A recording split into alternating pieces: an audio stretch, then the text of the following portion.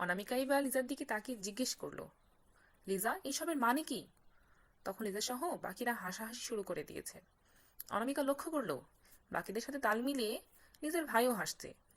এবার অনামিকা রেগে বেরিয়ে যেতে চাইলে পেছন থেকে কি যেন অনামিকার হাতটি তার শক্ত হাতে জড়িয়ে নিয়েছে, আর তার স্পর্শ পেয়ে অনামিকা কেন যেন কেঁপে উঠেছে।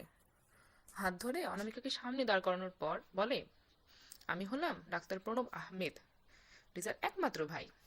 আর যদি তুমি চাও তবে তোমার একমাত্র বর হতে আমি রাজি আছি। এই বলেই প্রণব মুচকি হাসলো। আর প্রণবের কথায় বাকিরাও হাসছে। কথাটি শোনা মাত্র অনামিকা যেন লজ্জায় কিছু বলতে পারছে না, তার কান যেন গরম হয়ে গেছে। মনে মনে ভাবছে, অনামিকা কি ভেবে আসলাম, আর কি হলো। লিজা বলে উঠলো, দোস্ত মাফ করে দে, তোকে এইভাবে আনতে চাইনি, কিন্তু তুই যা শুরু করেছিস এর জন্য বাধ্য হয়ে করতে হলো। অনামিকা রেগেই বা রুম থেকে বেরিয়ে গেল। বাকিরা অনামিকার পিছে পিছে ছুটল।